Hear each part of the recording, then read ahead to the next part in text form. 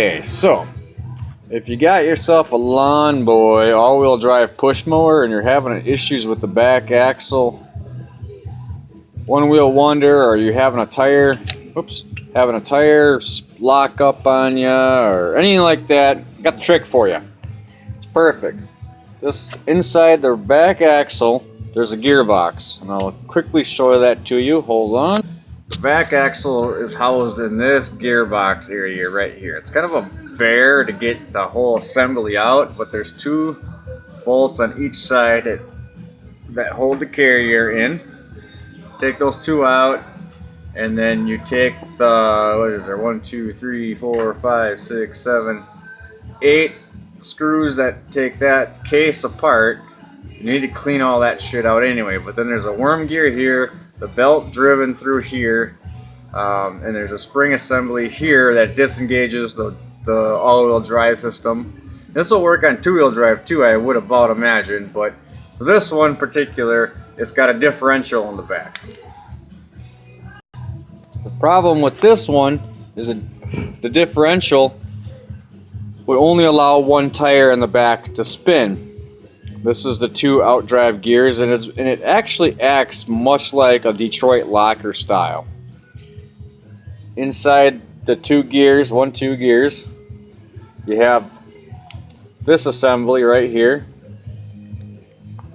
That assembly goes in, and the problem is there's too much gap in between. So the drive gear spins, and when the drive gear spins, here, let me assemble it without the fix. Okay, this is what it actually looks like when it's assembled, and it's supposed to spin just like this when the driven gear, which is right here off the worm gear, runs. And you see right now it's running in neutral. It doesn't want to engage either one of the axles. And lawnboy, I don't know, this might work on a couple other variations too, but what's supposed to happen is once this is being driven, these two gears right here, much like a Detroit locker, are supposed to disengage, or I should say engage, like this one did. It just engaged into that, and now this axle's now spinning. This one is now spinning as well because they both, actually, hang on. Alright, let's get this one. So now they're both engaged. So now, it ain't working right here. Anyway, they're supposed to both engage like this, and then the wheels are supposed to turn. However, what happens over time, this all gets wore out like this one was. See how now they're both spinning? Now I got a box full of neutrals. What happens over time, gets wore out, and then it starts just doing one of these things, and one tire will lock up, or one tire will only work, as far as for driven, whatnot. I have a solution for it. It's really simple, it's really easy, and it's stupid cheap. And all you gotta do is go down to the hardware store and find yourself a spring much like this kind of a spring, right? Real lightweight, it's not very stiff. In fact, I use this spring to adjust fuel pressure on a AirDog Raptor 150 or AirDog 150 fuel pump for a diesel truck. But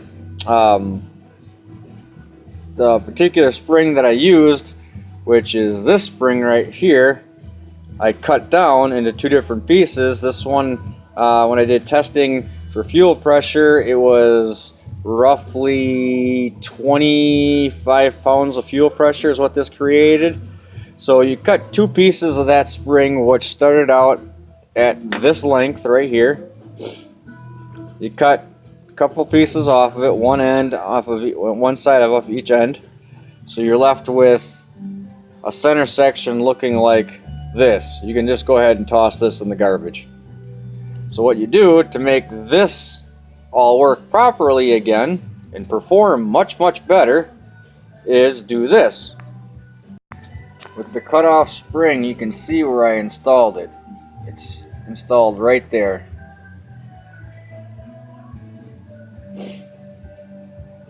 See, it's It's right there. You use this. You put the spring right there, which then forces the dog engagement out to the outdrive cup. So you do that on both sides. So that's the other side. You want to kind of pay attention which way the spring goes. So you have sharp edge on this side. You have a flat edge on this side. Anyway, it slides over top of the shaft. You're going to want to grease. I prefer red Lucas oil red and tacky, but you're going to want to grease all this stuff up, and I will here in a minute. But I just want to show you how this actually works now. So anyway, you do all that. You put the two springs in there. Make sure you pay attention to the orientation of the worm gear, the drive gear right here, because it does make a big difference. Right now it's incorrectly, so the wheels will drive properly. But once it's together, I'll show you how it actually reacts now. Okay, so now we got it assembled. Springs are in. If you take a look, if it focuses, you'll see there's a spring there. And inside of here, there's a spring. So now the driven gear is going no problem. There's dog engagements, plenty of dog engagements on each side. It acts as a posi, like it's supposed to. But when you want to turn a corner, it still acts as a differential, like it's supposed to. Okay, good. So there you go. Simple, easy, 30-cent fix for your lawnboy, or pretty much any type of differential like this, where you need to use some form of a or that's got some part of a differential like this that you're not understanding why one tire locks up and you're not having forward movement of any kind, or you got even neutrals, for crying out loud. This particular one was actually neutral. It didn't want to drive any kind of gear, and then it ended up locking one tire up. So that, in a nutshell, is as easy as it is, and it will literally take you, I think I spent 30 cents on that spring at the hardware store. So it's not a very heavy spring. It's a very lightweight spring. When you cut it, make sure it's only about 1/4 to 3/8 of an inch long. Make sure it's a pretty lightweight spring, but essentially that's what a Detroit locker actually does as well. So they're loud, they're clanky, but it does the job. You'll have forward momentum, and when you need to turn, it will allow you to turn, no problem.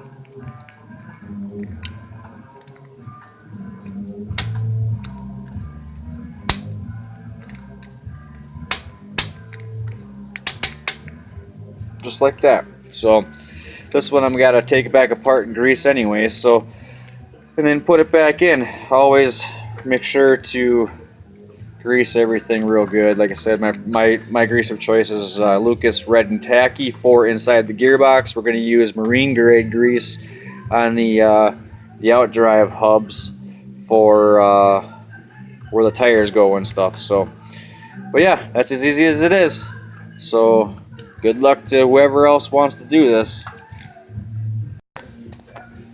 So once you get her all assembled and greased up, this is what it'll end up looking like.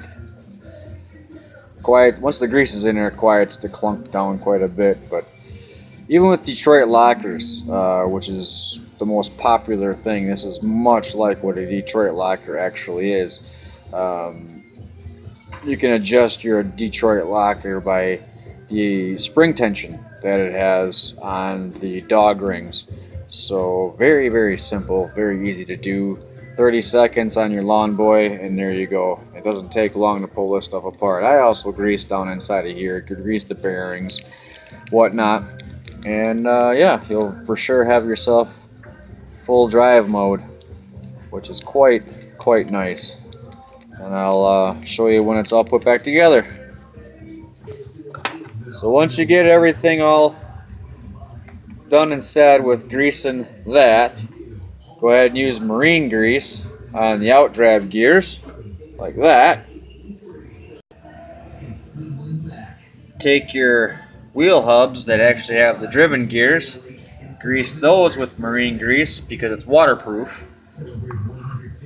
do both of them that way. I even greased the washer there on the back side, and the bolt that goes through, same thing with the other wheel. Grease up, no problem, blah blah blah. Grease the bolt. Just don't grease the threads. Try not to grease the threads. I got a little bit on those, but not a big deal. And then once everything's all said and done, go ahead and fill your gearbox that you just rebuilt with red and tacky or marine grease, whichever you prefer. Myself, I do red and tacky, but you just fill this area up so that way it's well lubricated. You don't have to worry about it. And once everything's all said and done, you can see that the factory uses a silicone type gasket sealant right here. So we will do the same. This is white gray type material. And we're going to do the same. We're going to go ahead and take some anaerobic sealant and seal this up so it doesn't leak out. So I'll show you when it's all done.